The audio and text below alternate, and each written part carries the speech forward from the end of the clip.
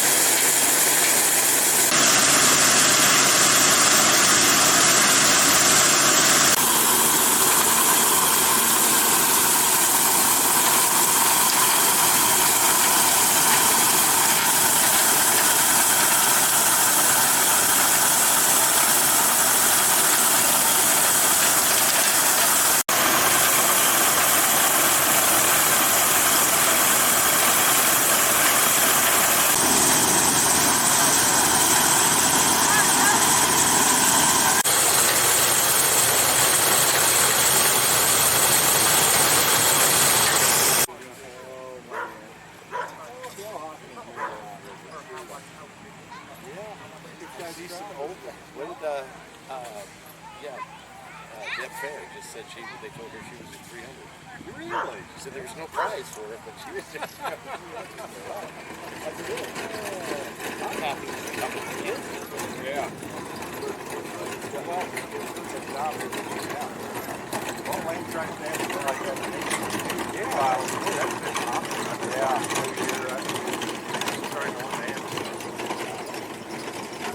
You've got that.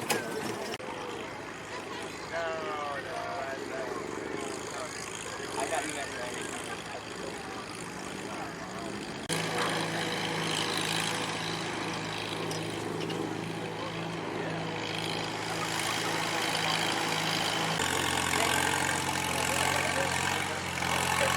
So Lane, what is the purpose of what he's doing here with this ripper, essentially?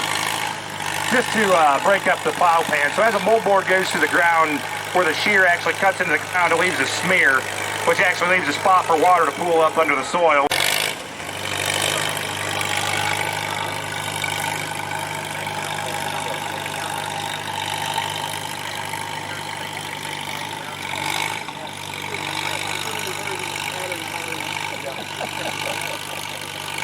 So Lane, we've only seen one pass with the moldboard plow, but There's going to be a furrow right here where the wheel goes is where the plow shear is. So usually it's a nice 90-degree edge, and you run your wheel inside this furrow, and each and just digs down like an extra few inches and breaks up that plow pan underneath.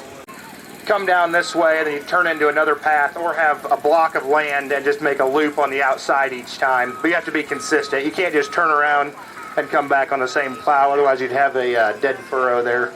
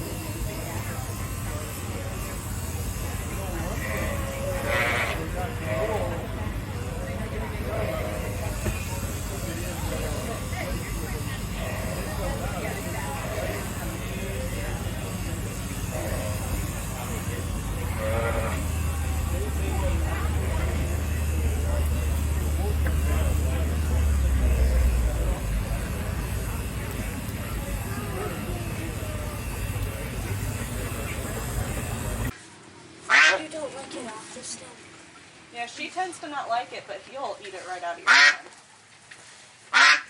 Rhea, let him do it. Yeah, you can do that anytime.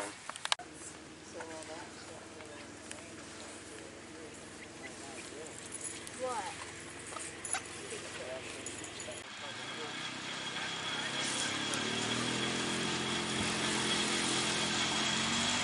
Axel! Axel! Stop.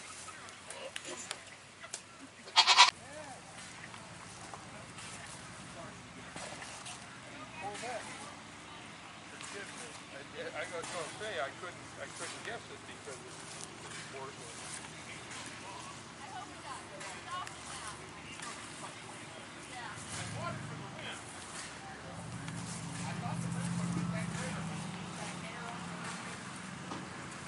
Right here, watch out.